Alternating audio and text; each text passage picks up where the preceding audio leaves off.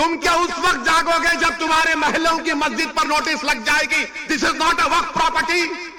तुम क्या उस वक्त उठोगे जब दरगाहों के सामने नोटिस लग जाएगी, this is not a Waqf property? तुम क्या उस वक्त उठोगे जब कब्रिस्तान में जाकर कह दिया जाएगा कि तेरे अब्बा की खबर पर तू शबे बारात के दिन आकर फूल नहीं चढ़ाएगा, ये वक्फ प्रॉपर्टी नहीं है? तुम उस वक्त रोगे, तुम उस वक्त जागोगे जब कयामत का सूर फूंका जाएगा। ये वक्त है उठने का। अपनी क़यादत को बनाओ, अपने नुमाइंदों को कामयाब करो। यकीनन हराओ मोदी को, यकीनन हराओ शिंदे को, बल्कि अगर ताकत है तो उखाड़ कर फेंको इन लोगों को। मगर याद रखो, याद रखो, याद रखो, सियासत में शहादत का कॉन्सेप्ट नहीं है।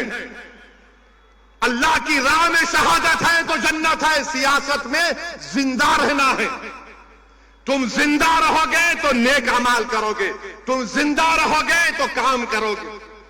अगर एमआईएम पार्टी के 3 एमपी होते, अख्तरुल ईमान और इम्तियाज जलील मेरे साथ होते, मोदी 10 बार सोचते थे ये बिल को लाए ना लाए, मगर आप थाली मार रहे हैं,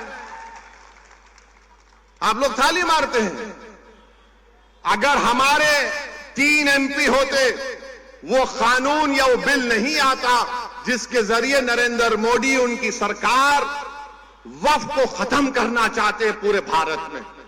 कोई जायदाद वक्फ की नहीं रहेगी, मेरी बात मैं जिम्मेदारी के साथ कह रहा हूं। कोई जायदाद नहीं रहेगी वक्फ की। कलेक्टर को इतना पावर दे दिया जाएगा कि कोई भी कलेक्टर के पास जाकर बोलेगा, ए कलेक्टर साहब, ये जो यतीम खाना है, ये जो खानखा है, ये जो दरगाह है, ये जो मस्जिद है, ये वक्फ नहीं है। अब मेरे इस बोलने के बाद बहुत से लोग बोलेंगे, ओवैसी तुम क्या कह रहे हो, पागल हो क्या? कोई भी जाकर बोल देगा, अरे ये कानून में लिखा है, इस बिल में लिखा है। क्या लिखा है कि कोई भी रोड चलता आदमी जिसका वक्फ से कोई ताल्लुक नहीं होगा, वो जाकर कलेक्टर को बोलेगा इंक्वायरी ऑर्डर करो।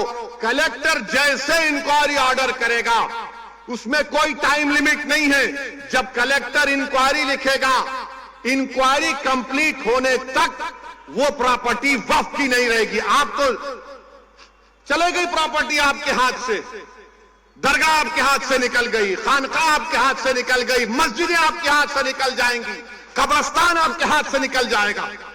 इस तरह का गंदा बिल इस भारत की पार्लियामेंट में मोदी ने पेश किया।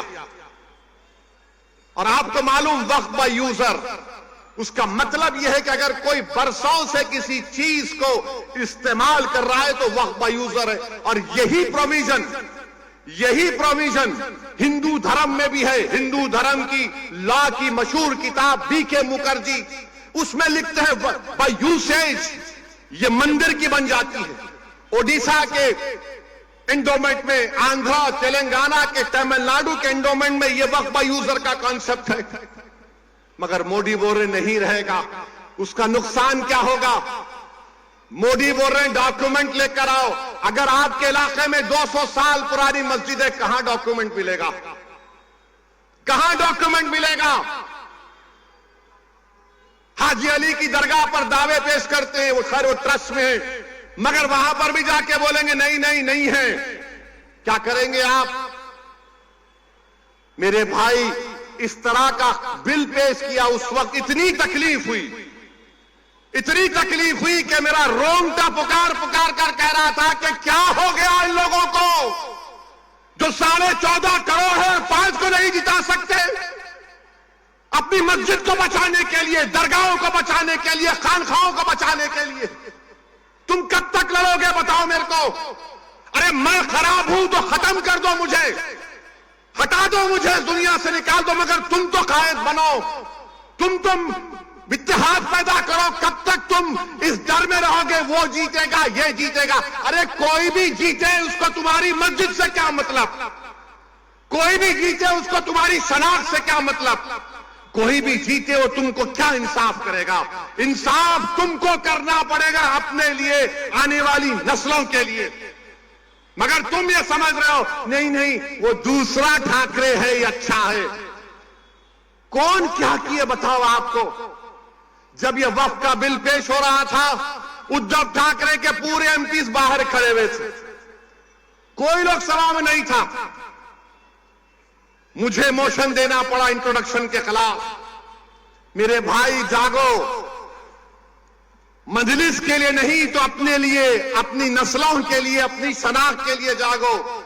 तुम नहीं समझ रहे, तुम्हारी आवाज अगर असेंबली में नहीं होगी, तुम्हारी आवाज अगर कॉरपोरेशन में नहीं होगी, तुम्हारी आवाज जिला परिषद में नहीं होगी, पार्लियामेंट में नहीं होगी, तो कौन तुम्हारी आवाज उठाएगा बताओ। आज ये खतरा हमारे सरों पर मंडला रहा है। अगर मोदी इस तरह के बिल को पार्लियामेंट में दोबारा पेश करेंगे, अगर वो कानून बन जाएगा, खुदा ना खास्ता हम कई मसाजिद, मदरसे, दरगाहें, खानकाएं, कब्रिस्तान की जमीनों को खो देंगे।